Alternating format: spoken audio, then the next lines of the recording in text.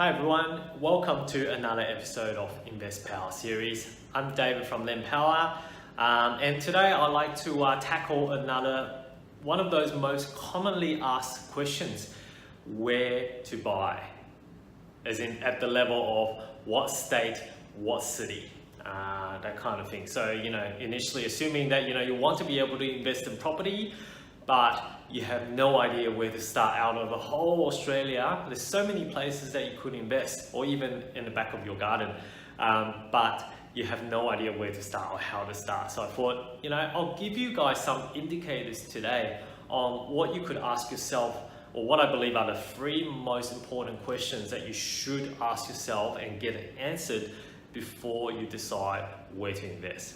So let's have a look. Okay, so the first thing that you want to work out is budget. What is the budget of the property, of the investment property that you're about to buy?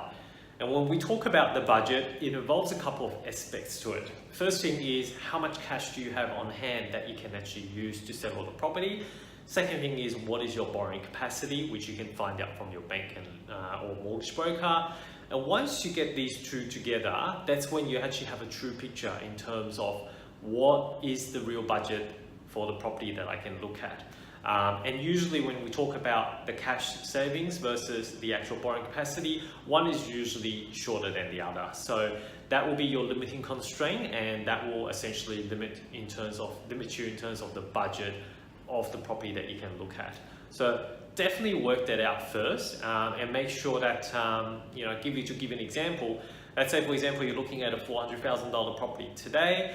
Bank's willing to lend you 80%, which is $320,000. You still need to fork out 20% of the deposit, which is $80,000. On top of that, you also need to pay stamp duty. Depending on the state that you're in, the stamp duty will be different. And plus, you're going to be forking out legal costs, a bit of borrowing costs, and small. There's also going to be a lot of small things that adds up, which roughly equates to about 5 to 6% of the purchase cost. So again, if you're using a $400,000 property as an example, then 5% of the purchase cost might be close to $20,000. So if you got $20,000, then yes, you can actually settle the property. So weighing up all that resources that you have and make sure that you can fit the budget for the property that you're looking at is important. And that's number one. Definitely get that sorted. Okay, the second thing would be, why would people want to live here?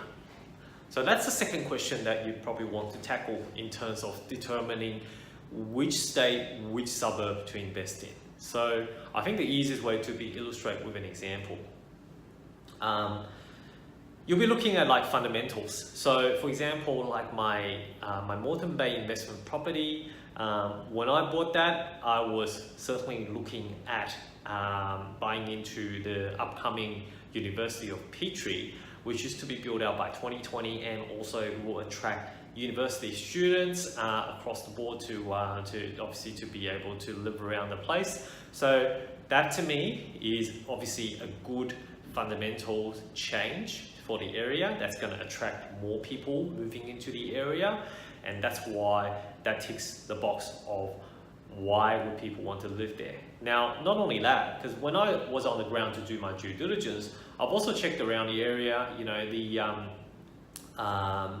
There's a Northlake shopping centre, which is very, very close by. That's got Westfield Cinema Complex, good coffee shops certainly. So government has spent a lot of money building that out as a basically a shopping hub to complement the upcoming university, and that's already established while the uni is still in progress. So I was quite happy to see that the Northlake shopping centre is actually very close by to the uni, because that's definitely going to help.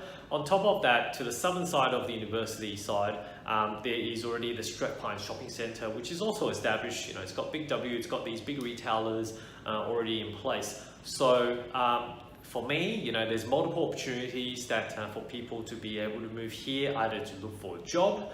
They could either be working in the university or working in one of the retail areas, or something along that line. So that's going to attract people to move to the place. And on top of that, essentially, if they want to be able to move here, then there will be demand for people and to demand to actually put the rent up in a long term. Because fundamentally, you know, for any type of employment hubs, that's what's going to attract people to move to a location. So, you know, the likes of, for example, obviously employment hubs, we talked about university. The other one is like hospital, for example, big shopping centers, schools to a degree. So if you have these good fundamental things in place and you buy investment properties around the area in that kind of suburb, I don't think you can go too wrong. Okay, and then the last one talks about once you've had an idea on which state and which suburb that you want to be investing in, the last one you want to think about and ask yourself is, what cycle is this current city in? So again, using my Moreton Bay example, the place that I bought in Moreton Bay is called Maroondah Downs, which is basically next to Kalanga and also the Petrie site. So in that sense, it's located in Southeast Queensland. We all know that Southeast Queensland at the moment hasn't had much growth, but you know, with what's upcoming, we can see that there is definitely future potential for growth to come in, and that's why a lot of investors are looking at that point. And we look at the market cycle as it's pretty much on the rise at the moment, even though it's a very slow rise, but it is on a rising market. Nothing crazy like Sydney and Melbourne in the last couple of years that we've experienced. So I think that's where investor expectations will need to be reset a little bit. It will be slow and steady growth, but it won't be one of those crazy shoot up, you know, what we experienced in Sydney and Melbourne. So in contrary, let's say for example, if you're looking to invest then in Sydney and Melbourne today, and you ask yourself what cycle is Sydney and Melbourne currently in, you might be looking at, you know, something that's already declining at the moment, and certainly it is a buyer's market. So depending on when you want to cut into the market, but we want to be able to invest to make money. I think that's the bottom line. So you definitely want to make sure that you buy at places or locations which is going to give you that maximum return on capital growth. And for that reason, that's why the market cycle, the cycle of the whereabouts it is currently in the cycle is very, very important.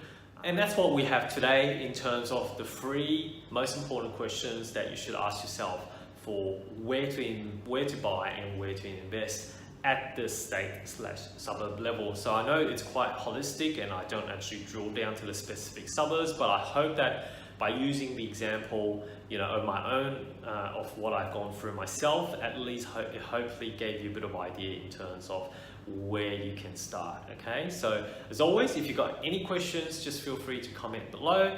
Otherwise, like our video, subscribe to our channel, and I will see you again in next week's InvestPower episode.